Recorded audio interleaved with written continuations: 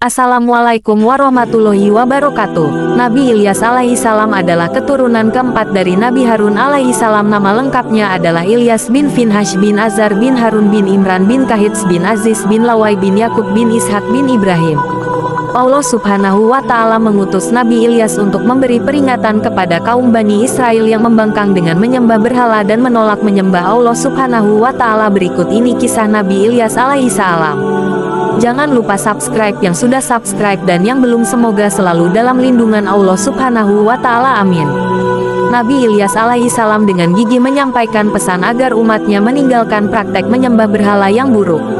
Namun, kaumnya acuh tak acuh terhadap ajakan Nabi Ilyas alaihissalam meskipun ia telah mengingatkan mereka berkali-kali. Mereka tampaknya tidak peduli dengan ajakan yang disampaikan oleh Nabi dan Rasulnya. Mereka terus hidup dalam kemewahan dan berfoya-foya, serta dengan seenaknya menghamburkan kekayaan. Bahkan mereka tidak malu menciptakan dewa-dewa palsu. Mereka menyembah berhala yang terbuat dari emas dan memberinya nama Baal. Bagi mereka, Baal adalah tempat perlindungan dan sumber pertolongan. Kaum ini bahkan bersedia mendaki gunung untuk memohon kepada Baal, karena mereka meyakini bahwa Baal bersemayam di puncak Gunung Karmel, seperti yang diceritakan dalam Al-Quran dalam surat As-Saffat. Nabi Ilyas prihatin dengan kejadian di kalangan Bani Israel yang dapat menyebabkan kemurkaan Allah. Beliau senantiasa mengingatkan umatnya untuk menjauhi perbuatan syirik. Selama 3 tahun, tanah kaum Bani Israel mengalami kekeringan yang parah, dan pada akhirnya, Nabi Ilyas menerima wahyu dari Allah. Kisah Nabi Ilyas alaihissalam dan mukjizatnya selama beberapa hari. Kaum Bani Israel hidup dalam kebahagiaan karena mereka menerima berkah hujan setelah periode panjang kekeringan. Perekonomian mereka pun kembali stabil.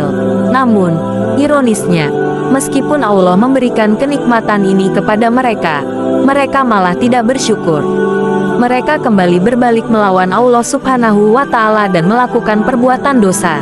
Bani Israel kembali berpaling menyembah Baal, dan sebagai akibatnya, mereka menghadapi musibah berat berupa gempa bumi yang dahsyat, yang menyebabkan banyak di antara mereka tewas dan tergeletak tanpa nyawa. Nabi Ilyas alaihissalam dan para pengikut berimannya selamat dari cobaan tersebut karena mereka telah meninggalkan negeri tersebut lebih dulu. Nabi Ilyas menunjukkan ketabahan dalam menghadapi umatnya yang memberontak dan tidak taat. Perjuangan para nabi yang menghadapi kaum Bani Israel dimulai dari Nabi Harun alaihissalami dan berlanjut melalui keturunannya hingga mencapai Nabi Ilyas. Ahli garis keturunan Nabi Ilyas meyakini bahwa ia berasal dari keluarga Nabi Harun alaihissalam, dengan garis keturunan yang meliputi Ibnu Yasin bin Finhash bin Al-Izhar bin Harun. Suatu ketika, persembunyian Nabi Ilyas terungkap kepada kelompok Bani Israel. Ia kemudian memutuskan untuk berpindah tempat dan menemukan sebuah rumah terpencil. Di sana, Ilyas memberikan salam dan bertemu dengan salah satu tuan rumah, yang ternyata seorang perempuan. Lalu Nabi Ilyas alaihissalam memohon izin untuk bersembunyi. Pada saat itu, seorang laki-laki dari keluarga tersebut sangat sakit, dan Nabi Ilyas berdoa kepada Tuhan agar anggota keluarga tersebut sembuh. Pada akhirnya, anggota keluarga yang sedang mengalami sakit sembuh dengan seizin Allah Subhanahu wa Ta'ala, dan ternyata anggota yang sakit tersebut adalah Ilyasa. Tidak lama setelah itu, Ilyasa diangkat menjadi nabi setelah menjalani periode belajar bersama Nabi Ilyas. Ia kemudian mengikuti ajaran Nabi Ilyas dan berdakwah bersamanya. Berdakwah bersama Nabi Ilyasa alaihissalam.